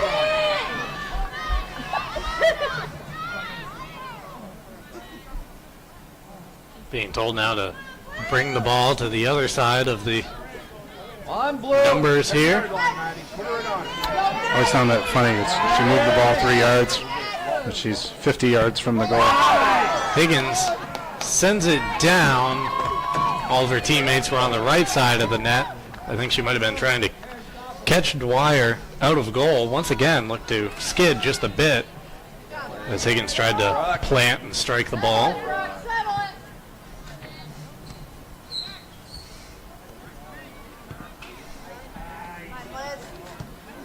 Coxon finding Wyman. On the ball for the Crusaders is Allie Campbell. All done by Treat. One away by Treat. Here's Salter. Salter lays it off for Cameron. Good ball. Cameron plays it near side to Treat, but a heavy touch that time allows John Bapst to break up the play momentarily, but Wyman is there to clean up the mess. Wyman finds a Gallup. Gallup to Salter, who puts it over the net. That was one of Hermon's better sequences in the game. Yeah, I was just going to there. say that was probably one of the best chances, if not the best chance that we've seen here in the second half for Hermon, being able to complete a string of passes and then get an attempt in the area of goal at least. Right, yeah.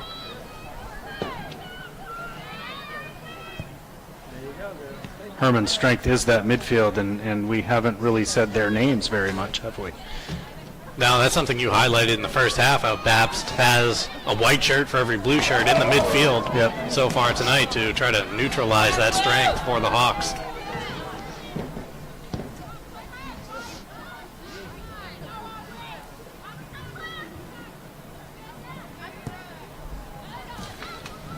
Get on your horse, Alan, let's go! Sent in deep by John Bapst, chased down by Allie Coxon. Coxon to Treat, and now charging up is Higgins just to make sure that no Crusader could jump on the ball in an advantageous position. Here's Gallup giving chase, and the last touch is going to come off of her for a Bapst throw. 23 minutes and counting remaining on the clock tonight. 23 minutes and counting remaining in the regular season for both of these teams. Nice little ball. Fire that thing, Em. Treat sends it into the middle, trying to pick out Reed. Around her! Good job, Allie! Nice touch controlled by Sofia Mendoza Martinez that night to allow Bapst to keep the ball. Hermon trying to turn up that pressure in the midfield area, but it's Bapst with it. Making the run down the near side is Mendoza Martinez. Ball won away by Hermon. Treat plays it off for Salter. This is a good ball. See, that's a little bit more. Oh. Well, the first touch has been hard for Hermon tonight. Loose with it at that time was Allie Cameron, allowing Bapst to jump back in possession in the midfield. Brooke Gallup putting her body on the line on this chilly night at Pottle Field to stop the passing lanes for Bapst.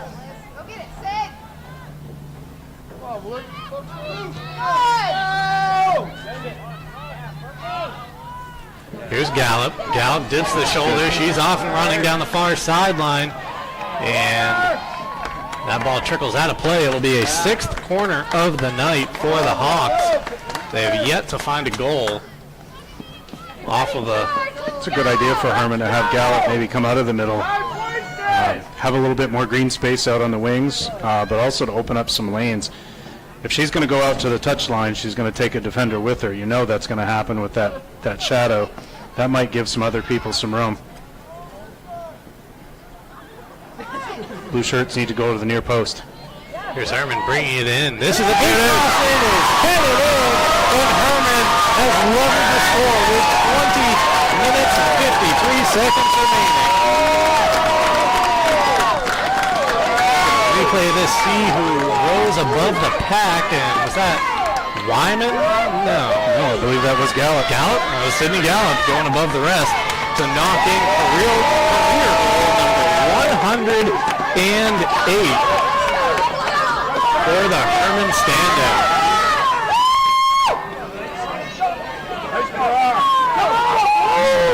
Gallup tying this game just over, or just beyond the halfway point here of half number 2. 20:53 on the clock. 2-2 is the scoreline. Setting up an exciting finish tonight from Pottle Field.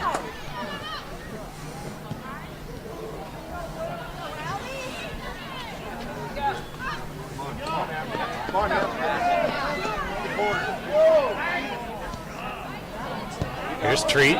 Treat sends it in. Not a bad idea there. Not a bad idea at all. Treat's had a great game, not just that goal, but she's probably been one of the most active midfielders for Hermon. Hermon knocking it forward. Here's Gallup controlling possession. Gallup lays it up nicely. The touch comes to Treat, and Treat's right-footed effort curls just in front of the far post. I mean the near post, excuse me. But you see the combination starting to work. You know, that goal puts some jump in their step. And they're getting back to what is really more their game. The game just very gradually started to come back to Hermon, and now they're operating full speed. There's Gallup in defense that time, knocking the ball out of play. It'll stick with John Bapst.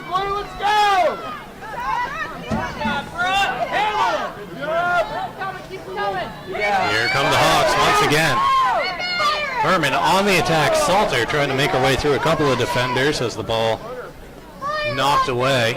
They'll roll out of play. Stay with Hermon. Crowd screaming for the Hawks to take it quickly. It'll be Maddie Higgins making her way across the pitch to deliver the throw. Crowd getting into it here at Pottle Field inside the final 20 minutes of action. A quick deflection and out of play. Another Hermon throw. It's Lindsay Reed over to take it this time. Reed tosses it into Gallup. She comes back to Reed. Nice through play. the middle of the pitch. It's Brooke Gallup. Brooke playing it back to Allie Cameron, who plays the return to Gallup. And the touch off of the Crusader defender, leading to a 7th corner for the Hermon Hawks. Just scored off of a corner not too long ago. This time it's taken short. Cross is swung in. Congestion in the box. The ball is still loose. Salter finds it. Right foot shot. And just what a beautiful away. save. A diving save from Ruby Dwyer, able to get the left hand to it and deny Michaela Salter with the go-ahead goal. That ball was heading for the corner.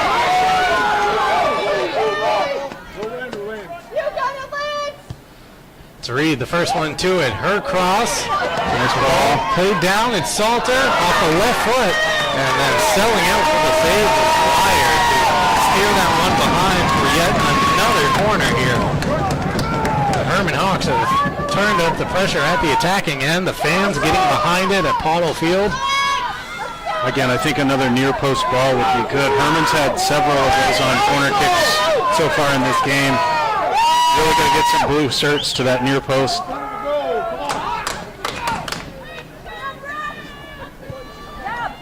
Played in short, bouncing along the ground to the far post. Hermon was able to get a shot, but not too much pace behind it, and in the end is offside netting. Goal kick for Bapst. The Crusaders will make a substitution inside of 17 minutes remaining in regulation. That was a great corner kick, especially after having scored one. That was a nice flighted ball in. Mix it up a little bit. Mix it up, yeah. Maddie Higgins out racing the Crusader attack, playing it back to Bella Bowden. Bowden in control, playing it out wide to a fellow defender here for the Hawks. Now it's Hermon moving forward. Gallup is able to send it along and just getting there ahead. I think that was Lindsay Reed for the Hawks, but Ruby Dwyer able to get there just in front to deny that opportunity on that. And you talk about building out of the back. I mean, Hermon plays the ball back to their goalkeeper and all the way back up, full possession, and get that good scoring chance. Allie Coxon racing over to keep the ball in play, but Gaetani jumping on it for Bapst. This is Mendoza Martinez. Back out to Gaetani. Gaetani trying to find a teammate in the center. Rolls wide to Brooke Gallup. Gallup with a wide turn, able to keep the ball in play. Continue her run there for a second. There you go, Cam. Sideline seemed to expand as Brooke Gallup was able to find room to turn. The ball stays with the Hawks. Here's Salter playing it back to Wyman. Wyman sending it along here to Treat. Last touch by Bapst. Treat plays it quickly to Gallup.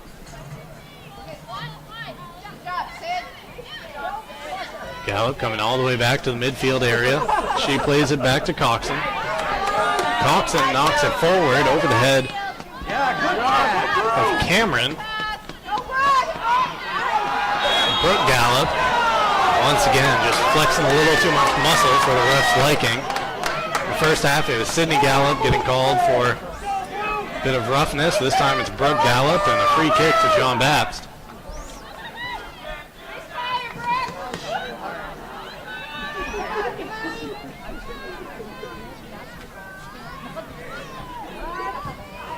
Here's Bapst. Their cross is cut out. It's been a while since we have called any action for the Crusaders at that end of the pitch.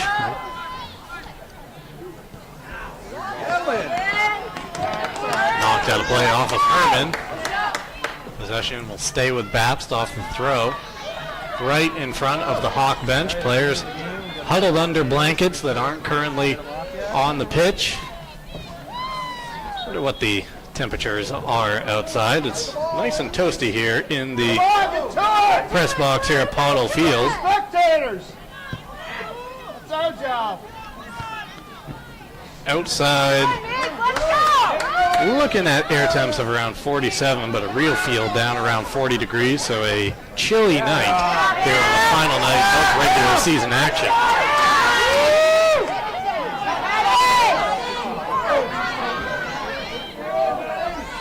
Maddie Higgins giving chase. Lyman trying to steer it to safety. Now it's played ahead to Gallup.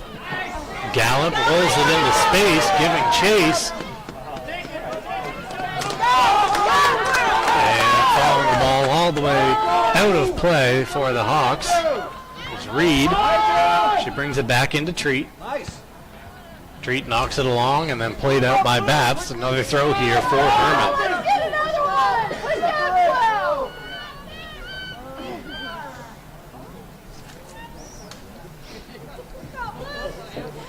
Bapst content with just knocking it out of play down in that corner. It's Reed bringing it back in. And the Crusaders jump onto possession. Looking to break, but pass that time just out of the reach of the attacker. Lyman dialing it up from distance.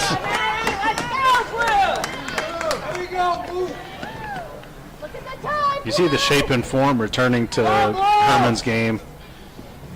Bapst really struggling just the way Hermon did in the first half to move through that midfield.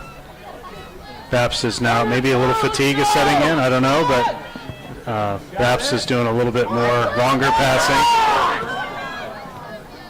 and a little more dribbling. By the time Bapst looking to get on the break, tripped up and going to ground, winning a free kick. Sydney Legacy for the Crusaders.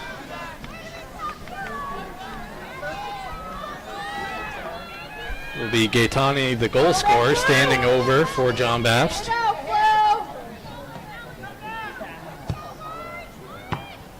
Send it along off the shins of Allie Jones. I felt that one from up here. Yep. It was not pleasant. Bapst looking to continue on with the ball. Being forced in the opposite direction right now. That Hermon pressure. Trying to steer them back towards their own net. Deflected out of play off of Treat. The throw comes in, and Treat wins away possession for the Hawks. Sent up ahead to Gallup. Gallup tries to toe poke it along to Lindsay Reed. Bodies coming together. Reed is tripped up. A call along the far sideline. Free kick.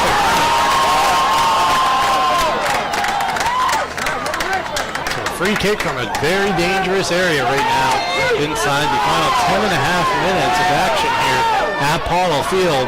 2-2 is the scoreline.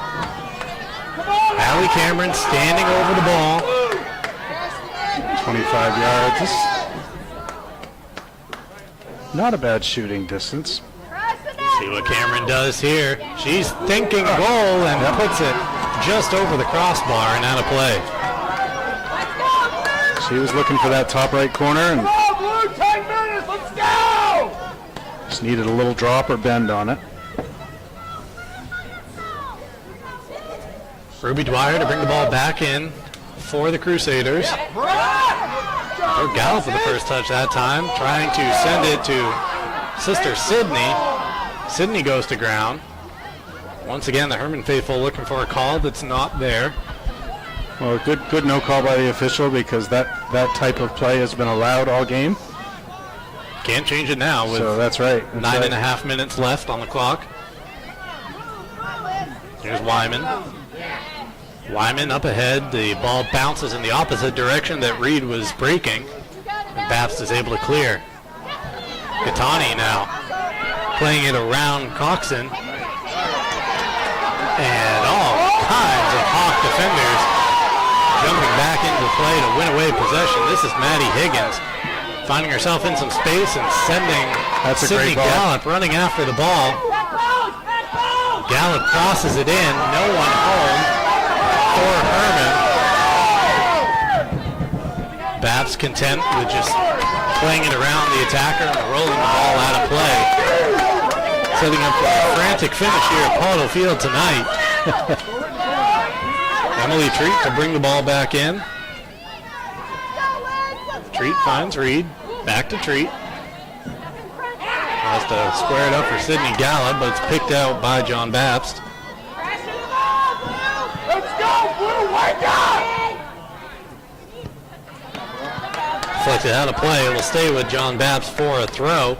High school sports on Ticket TV, brought to you in part by Northeast Driving School. They have been the leader in driver training since 1969. Register for courses today at northeastdrivingschool.com. Good job, Allie! Less than 8 minutes now until the end of regulation. Bapst player goes down on the ball, but Wyman's able to win it away. She plays it to Salter. Salter finds Cameron. Cameron goes ahead. Oh, nice little ball. Very good.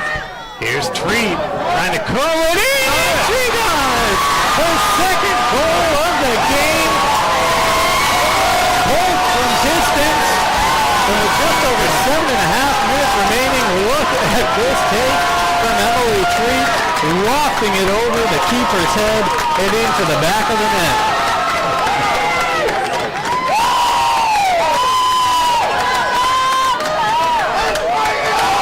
Emily Treat is her second goal of the contest, and the Hermon Hawks are 7 minutes and 33 seconds away from a second consecutive undefeated regular season. Well, she's got the shooting eye for sure tonight. Emily Treat with two of the goals. Both of them in similar fashion. The Hawks once again in possession, slipping but continuing her run is Allie Cameron. Cameron plays it forward for Salter. Salter tries to send Gallup into space. Gallup on her left foot gets spilled in the box. That'll go out for a corner. The 9th of the game for the Hermon Hawks. They have the advantage 9-3 when it comes to corners. They have scored once. And Cameron and Salter have really taken over the action in the middle of the field. Nifty little play to get that ball out to Treat. Nifty little play right there to Springs Gallup. And again, look for near posts. Herman standing over the ball with 6.5 minutes remaining. Brought in, played down in the box. Reed denied right in front of goal. And it's cleared away by Bapst. Knocked along now to Sydney Lagasse. Nice run here from Aubrey Hanscom, one of the goal scorers for the Crusaders. Hanscom plays it ahead, but into the waiting arms of Bella Bowden. 6 minutes and counting on the clock.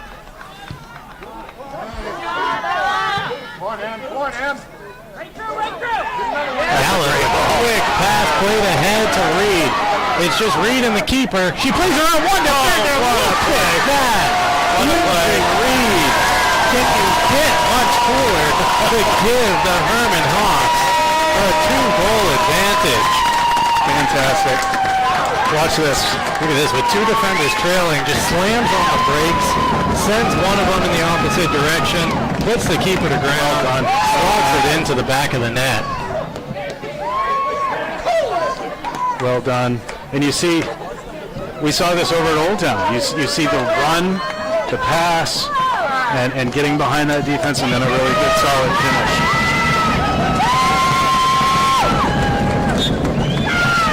For the Crusaders, they played as well of a 72.5 minute span of soccer as you can play against these Hermon Hawks. Yes. All of a sudden, Hermon finding themselves with a 2-goal advantage with 5.5 minutes remaining.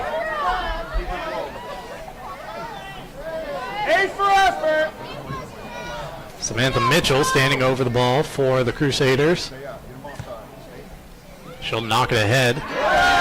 Mead out of there. And now thumped clear by Hermon.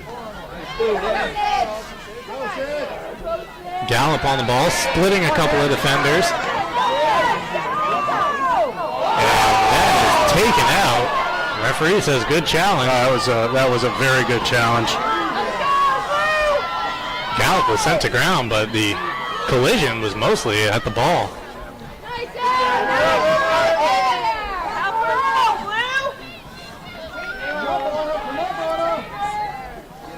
There's Lagasse crossing it in. sideways clearance from Hermon, who now knock it down the pitch. Heavy first touch that time from Allie Cameron. A whistle and a free kick in favor of John Bapst. Cameron with a little hold there. But probably, tactical foul to, you heavy touch and lost possession, and just making sure that it's not going the other direction too far. Over 4 minutes left in this contest as Hermon trying to play it out from the back.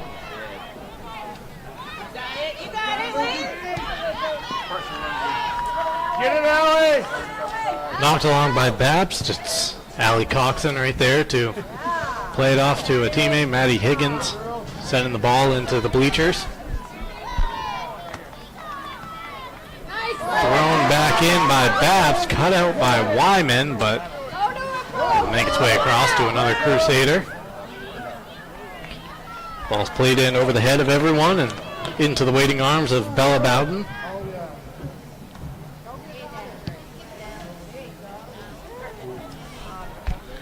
Just a great game, just a really entertaining game. These two teams could see each other again. Yeah, there's a very good chance of that. Hermon entering the postseason with the number 1 seed and a bye through that first round of games. That was the case no matter what took place here tonight. John Bapst is secure for at least a top 4 finish. A win would have bumped them all the way up to number 2 in Class B North, but looks like they will head in with the 4 seed. Lagasse crossing it in. Popped up in the air. Treat whiffing on the first attempted clearance, but the ball lands right behind her. Bapst is able to jump back into action. Lagasse trying to keep it in play.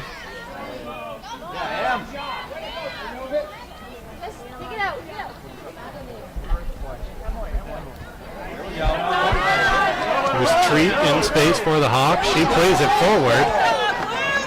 Sydney Gallup has done a game's worth of running. Didn't quite have the angle that time.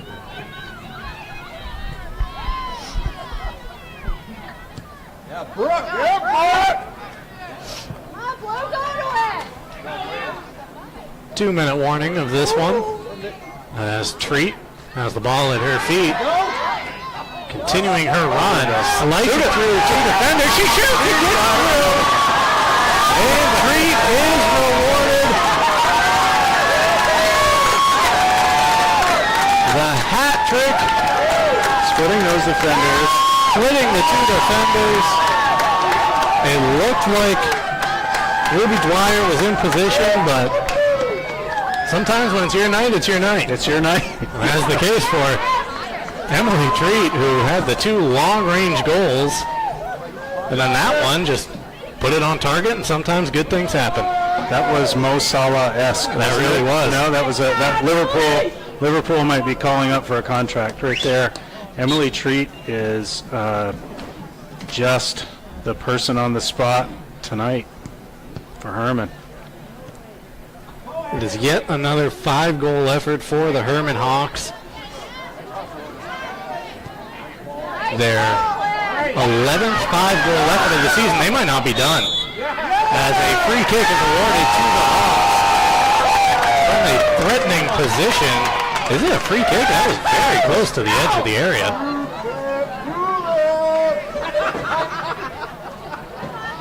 The penalty box is on the 10-yard line of the football field. This looks like it's about at the 25. This is that far back, okay. That was a little further up than where Maddie Higgins is getting set to spot the ball right at the 20. At the 20. Come on, Higgins! She'll have a go, and she puts it into the top right corner. Maddie Higgins walking away like she knew that was exactly what was going to happen. Look at her aiming it perfectly into the top right corner. Yeah, no big deal. I think it is very fitting that Emily Treat and Maddie Higgins are scoring these goals. I I would say that those are the two players for Hermon that have really put in a solid full 80 minutes. Even when they were not playing their best in the first half, those two girls were really working hard and keeping Hermon alive in this game. And then for them to have these last few minutes to get on the scoreboard, it's just poetic. It's very appropriate.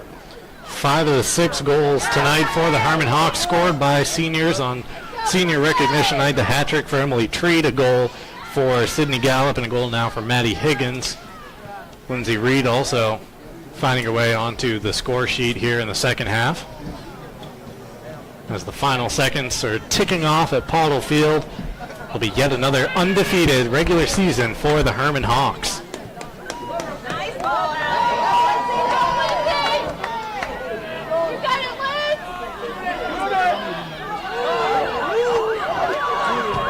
The final whistle blows before Reed could get that kick off. 6-2 is your final score. For the 4th time since 2013, the Hermon Hawks finished the regular season unbeaten at 14-0. High school sports on Ticket TV, brought to you in part by Quirk Auto Group. Visit a Quirk Auto Group dealership in Bangor, Belfast, Augusta, or Portland, and at quirkauto.com. We'll take a timeout now. Come back with a post-game show. That's next on Ticket TV. Welcome back to Pottle Field. It's the post-game show as the Hermon Hawks victorious over the John Bapst Crusaders 6-2 thanks to an onslaught of second-half goals. 5 goals there in the final, 20 minutes or so to see the Hermon Hawks through to an undefeated regular season, their 4th since 2013. High school sports on Ticket TV is brought to you in part by Greenway Equipment Sales. Nothing runs like a deer in Bangor and Ellsworth, and at greenwayequipment.com. Mark Pauley and Adam Leach back here from a warm and cozy broadcast booth at Pottle Field. Let's take a look at the goals from tonight's contest. Starting off here with Emily Treat's first goal that tied the match. Tied the match at 1-1 with about 22 minutes remaining in the first half. And then it was John Bapst finding the lead once again. Hanscom following the first effort. Hanscom not to be denied. She slots it home to put John Bapst in front 2-1. That's where the score remained until the final 20 minutes or so when the Hermon Hawks came to life. Yep. Another good, nice near post corner kick. Sydney Gallup, career goal number 108. That's right. And then here's the Emily Treat show, part 2. Lofting it over the keeper's head right there. That made it 3-2 Hermon. Next came Lindsay Reed. Look at this great play. This good cutback. Yeah, not to be outdone with the class of goal tonight. Lindsay Reed making it 4-2. Up next, Treat capping off the hat trick. Shaking and baking right through the defenders. Goalkeeper probably wants that one back, but and then Maddie Higgins, another deserving player. It's great to see her on the scoreboard because she was working really hard, especially in the first half when she was having to play a lot of defense. Lots of worthy players tonight, but I think we have to give player of the match to Treat, not only for the hat trick, but everything else she brought to the table. Yeah. Emily Treat was playing hard again. Higgins and Treat are the two players that are the stars of the game for me for Hermon and Treat with the hat trick for sure. But I also want to number 5 Casey Kimball for John Bapst did a stellar job of really working on Gallup, and that was a key to any of the success that John Bapst had today. Well, it's a cold night here at Pottle Field, so we will break things down. Coming up next for these two teams, John Bapst will play in the first round of the postseason this weekend. For Hermon, it's off until next Tuesday or Wednesday. They get a bye through the first round. For Adam Leach on the call and our camera people braving the weather tonight, Nate Bailey directing the show, I'm Mark Paulette signing off from Pottle Field. The Hermon Hawks victorious, capping off an unbeaten regular season, a 6-2 win over the John Bapst Crusaders.